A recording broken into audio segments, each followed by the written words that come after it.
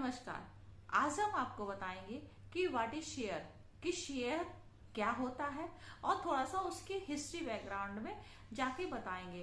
तो हम बताएंगे सबसे पहले कि जो शेयर है वो लोग खरीदते हैं और लोगों को फायदा होता है और काफी लोगों को फायदा नहीं होता है। तो सबसे पहले हम बताएंगे कि जिन लोगों को फायदा नहीं होता है उनका मेन रीजन है कि वो लोग अच्छी तरह से उसकी रिसर्च नहीं करते हैं। अगर आप कोई भी शेयर खरीद रहे हो तो आपकी रिसर्च करनी पड़ेगी। अच्छा, अब हम आपको बताएंगे कि इसकी हिस्ट्री क्या है। आपने देखा होगा कि जब वर्ल्ड वार हुआ था तो इकोनॉमी हर जगह की बहुत ही डिस्टर्ब हो गई थी। तो इसके लिए यहाँ पर एक बरगद के पेड़ के नीचे दलाल स्ट्रीट के नाम से जो आज जाना जा रहा है, तो वो 4-5 लोगों ने मिलकर उसको बनाया था और साथ में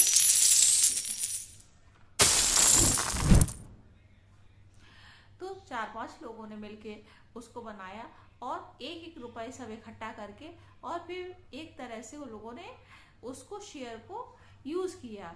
तो धीरे धीरे करके फिर वहां पर एक आज बॉम्बे एशिया का सबसे बड़ा स्टॉक एक्सचेंज के रूप में माना जाता है। देन उसके साथ साथ क्या हो रहा है कि एशिया का तो वो है ही और साथ में और भी चीजें हैं, जैसे कि वर्ल्ड का सबसे पुराना स्टॉक एक्सचेंज है न्यूयॉर्क। तो वो न्यूयॉर्क में है, न्यूयॉर्क स्टॉक एक्सचेंज वो न्यूयॉर्क में है। तो और एशिया का सबसे बड़ा स्टॉक एक्सचेंज है वो है अपना भारत में, जो बॉम्बे बॉम्बे स्टॉक एक्सचेंज के रूप में जाना जाता है। और हमारे भारत में कितने स्टॉक एक्सचेंज है? हमारे भारत में 2 स्टॉक एक्सचेंज है, BSE और NSE। NSE एक नेशनल स्टॉक एक्सचेंज है। अच्छा, अब हम आपको बताएंगे कि बॉम्बे स्टॉक एक्सचेंज में कम से कम 6000 जो कंपनी है वो रजिस्टर है और नेशनल स्टॉक एक्सचेंज में कम से कम जो 15,000 कंपनी है वो रजिस्टर है। बॉम्बे स्टॉक एक्सचेंज में जो नंबर 1 पे कंपनी आती है वो रिलायंस है, टाटा है और HDFC है। इसी तरह से जो नेशनल स्टॉक एक्सचेंज में टाटा, रिलायंस, बॉम्बे और टाटा ये कंपनियां आती हैं। अच्छा, दोनों में अंतर क्या है? सपोज कीजिए हम लोग Amazon है और फ्लिपकार्ट है, तो दोनों चीजें हैं, दोनों चीजों में सेम चीजें मिलती हैं।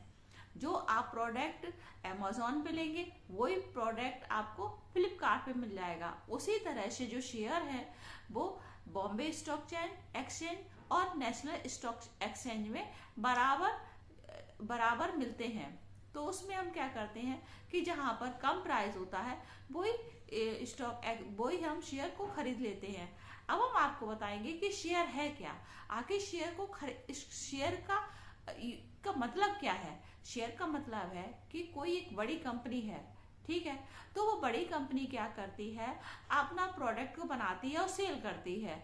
अच्छा, अब वो चाहती है कि हम अपनी कंपनी का और ग्रो करें, तो उस ग्रो करने के लिए वो क्या करती है, बड़ी कंपनी पैसा अगर वो लोगों से लेगी तो उसको एक तरह से इंटरेस्ट रेट देना पड़ेगा, लेकिन वो क्या करती है, वो अपने कुछ शेयर को सेल कर देती है। कई कंपनियां हैं वो सिर्फ पब्लिक को नहीं शेयर करती हैं और कुछ कंपनियां पब्लिक को शेयर कर देती हैं। जैसे कि LIC ने काफी समय तक पब्लिक को शेयर नहीं किया था अपना शेयर, लेकिन इस समय 2022 में उसने पब्लिक को कुछ % के रूप में शेयर किया।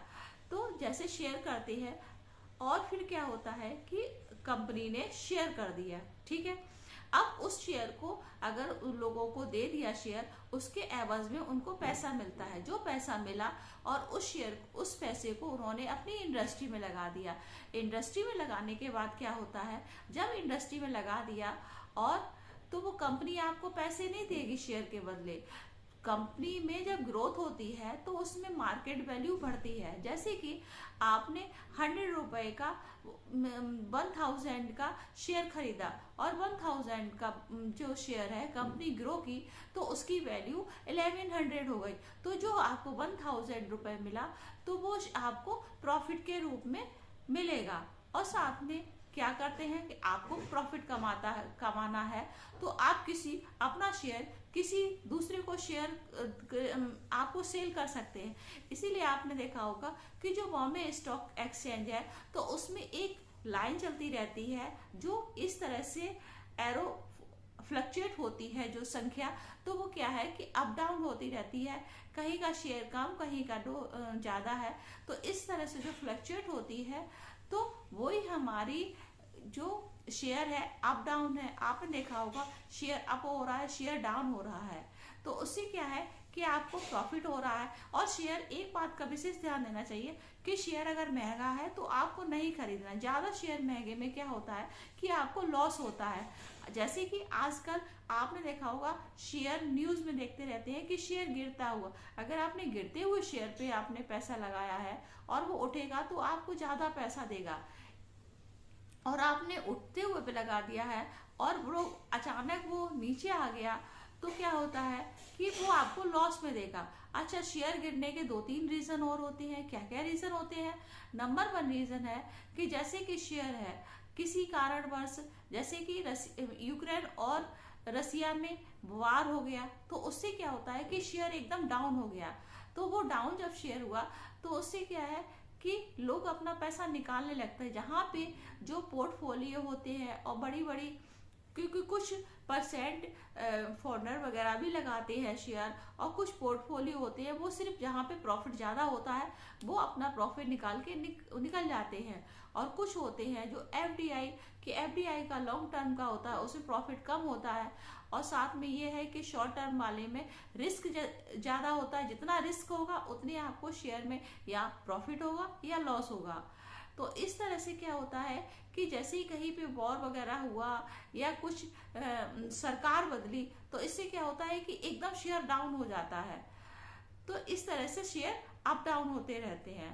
अब हम आपको नेक्स्ट वीडियो में बताएंगे कि शेयर को किस तरह से, कितने टाइप के शेयर होते हैं और आपको कौन कौन से शेयर खरीदने चाहिए। हमारा वीडियो अच्छा लगे तो लाइक करिए, सब्सक्राइब करिए और बेल आइकन को जरूर दबाइए। Thank you.